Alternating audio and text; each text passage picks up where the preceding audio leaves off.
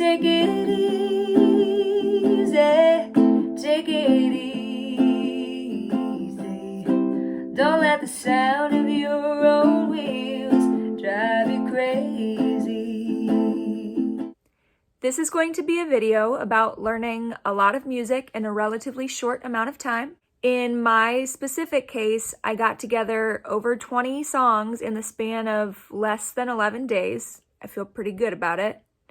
Everyone's process is going to be different, but I thought that by talking about my process, maybe it would be helpful or at least interesting to some of you. So to start out, we'll just go back to the day that I agreed to this project.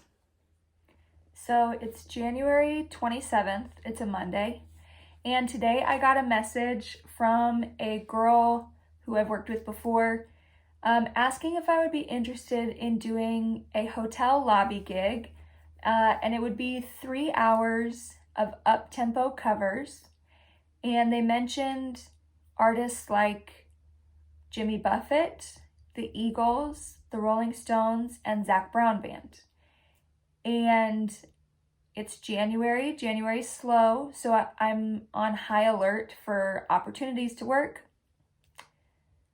So I immediately said yes. I said, yeah, I would love to do that. And she said, can you do 3 hours of up-tempo covers? And I said, yeah, I mean, I don't have it now, but I'll work on it. Been looking for an opportunity to work more up-tempo stuff into my sets, so this will be a great opportunity. Said yes. The date of the gig is February 7th. When I said yes, it did not occur to me that February 7th is not in the distant future. It is 11 days from now. But then I eventually realized that's 11 days from now. So I thought this would be a fun process to document because I am a jazz singer and I will be working up a 3-hour set. I do 3-hour sets, not frequently, but I can with the material I already have, but not with like Jimmy Buffett covers. So thought I would let you into this journey from start to finish. Can't buy me love, everybody tells me so. Can't buy me love, no, no, no, no. So one of the first things I did was make a list of songs that I already play that would maybe fit the vibe. 3 hours, party vibe. And then some other songs I already know that maybe I could add in. Desperado, why don't you come to your senses? Then I went to Spotify and I made slots for 3 songs from each of the 4 artists mentioned. That just felt like a good starting place at least. And I just shuffled through like best of playlists. Live in a small town where it feels like home. I got everything I need and nothing that I don't. The next thing I've started doing is just going through and making really messy number charts for the various songs that I picked. And I can do that pretty quickly with these genres because they're not using that many chords. I'm starting with just messy charts to get some information out there because I'm going to need to get to know the songs better before I decide like what format of chart is most helpful to me. It could just end up being lyric sheets with chords on them. It could be just lyrics and I have the chords memorized. We'll see as I get to know them.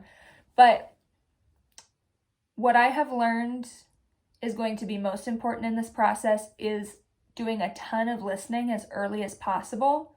For me, it's not so much the number of times I hear a song as it is the amount of time I have to digest the song. So like one listen now, 11 days ahead of time is going to be more effective than 5 listens the day before. Realistically, I'm going to listen to all of these songs 20 times each. saying that out loud makes me really sad. It's going to take a lot of time to learn the songs, but I want to make charts now to fight off the urge to procrastinate.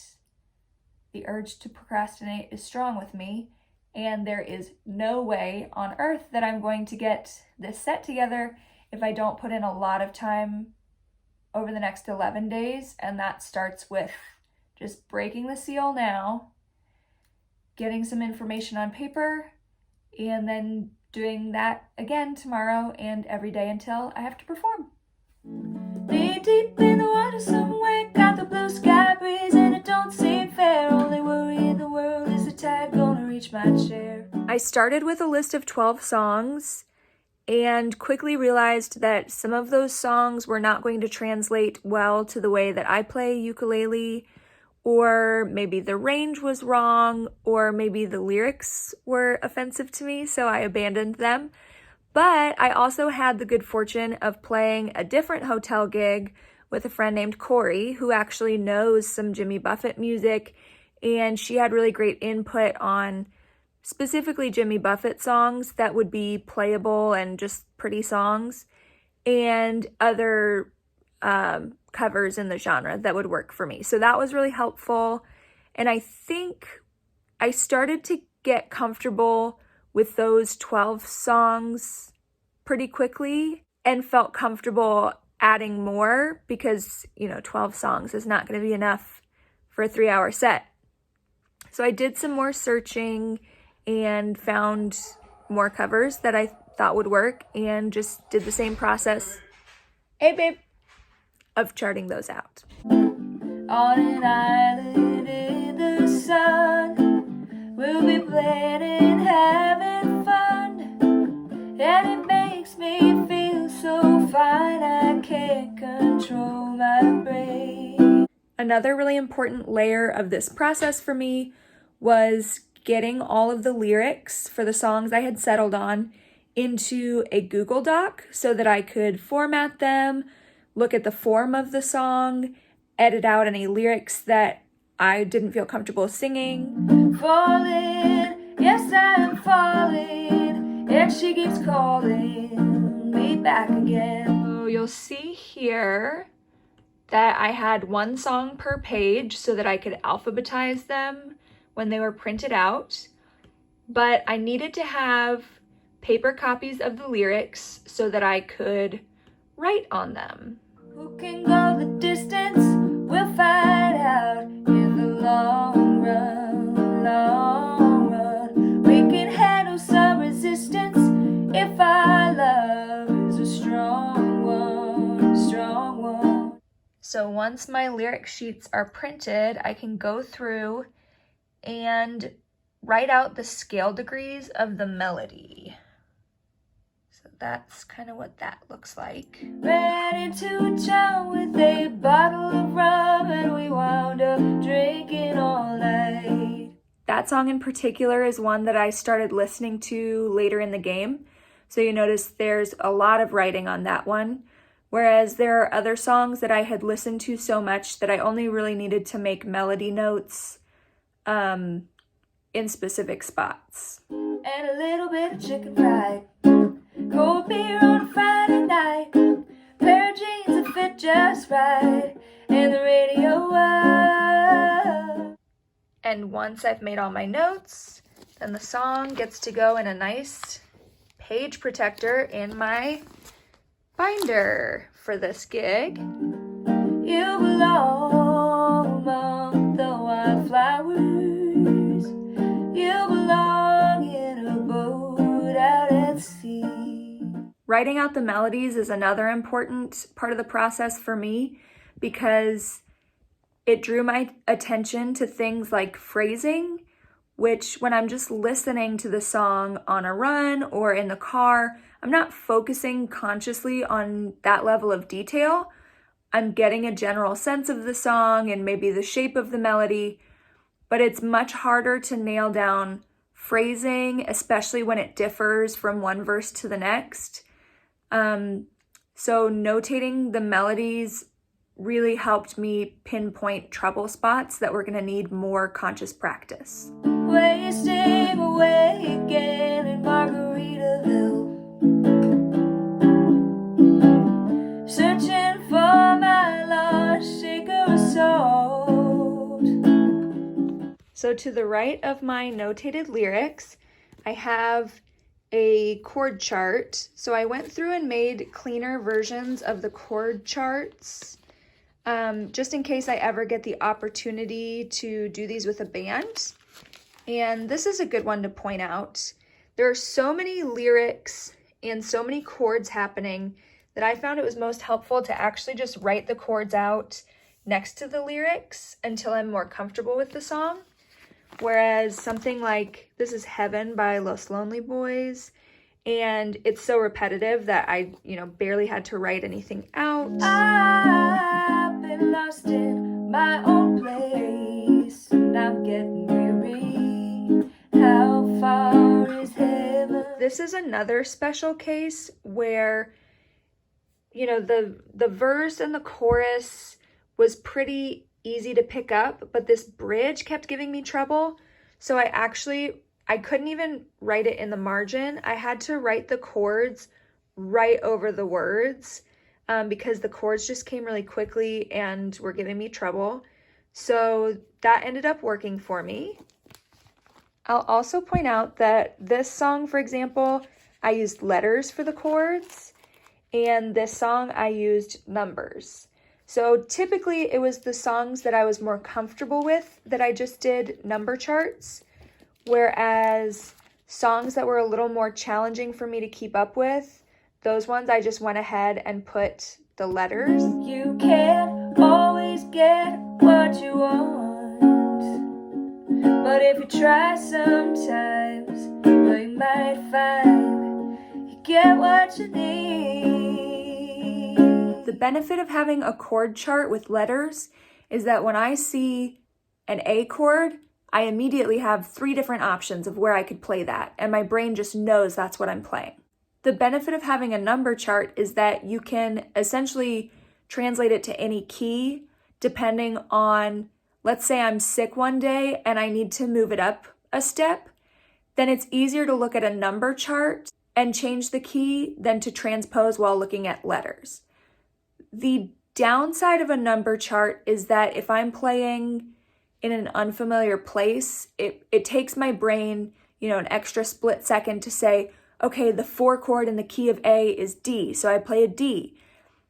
When I'm looking at a number chart, I'm thinking more in terms of shapes. Our hearts are thumping at you, my brown-eyed girl. So 2 days before the performance, I did a full run through of all the songs, and I made note of what key I was doing it in. I made notes like I need to practice the phrasing on this one, but the song's very doable. So I know next time I practice, I don't need to pour all of my time into that. I made a note that I needed this one not to be a number chart. Driving down the interstate, running 30 minutes late, singing Margaritaville and minding my own. I definitely made an effort to incorporate songs that I already knew or was really familiar with, but just hadn't played for myself. Can't Buy Me Love is a great example. Brown Eyed Girl, Island in the Sun by Weezer, Ooh La La by The Faces. So I was able to pad the set list with songs like that, but it was still 15 songs that I had never really heard before, and then 8 that I was more familiar with but had never played for myself. So I was proud of that. Make it a double run, we're gonna cast away tonight. Cast away. I'm here at the Margaritaville Hotel and Resort, and I'm about to play my set, so we'll see how it goes. Hopefully it goes well. I'm really nervous, but I worked really hard, and I learned a lot of new music, so we'll see. But don't play with me, 'cause you're playing with fire. I'm home. I just finished the gig, and it went great. I had a lot of fun. The staff at the hotel was so nice. The hotel was beautiful. and it was kind of slow, but guests said good job and thank you, and I got some extra tips during, I think it was Chicken Fried by Zach Brown Band, so thank you, Zach Brown, for those. It's probably $4 or something, but I'll take it. I am really happy because 3 hours by yourself is a lot, and in any circumstances 3 hours is like intimidating to me, but added with learning this amount of music that's outside of my comfort zone, and then I get really anxious about singing commercially, like singing just with a different tone of voice, and like I feel that I'm going to wear out my voice by singing like that, and I felt totally comfortable, and there's a lot of reasons for that, but I'm just really excited that my voice held up as well as it did tonight. My hands held up. It was 3 hours and I only got 1 break, and I did fine. Usually for a 3-hour set I would need 2 breaks. Anyway, I am just happy with how it went, and I genuinely like a decent amount. I mean, I enjoyed playing every song that I played. Will I listen to it recreationally for the rest of my life? Not all of it, but it was really fun to get out of my genre and try that, and I'm definitely hoping that I get to do it again. I'm just really happy. I feel like I was almost more comfortable than the average gig. If I had just been doing music I'm super comfortable with. So my experiment turned out well. Pour me something tall and strong, make it a hurricane before I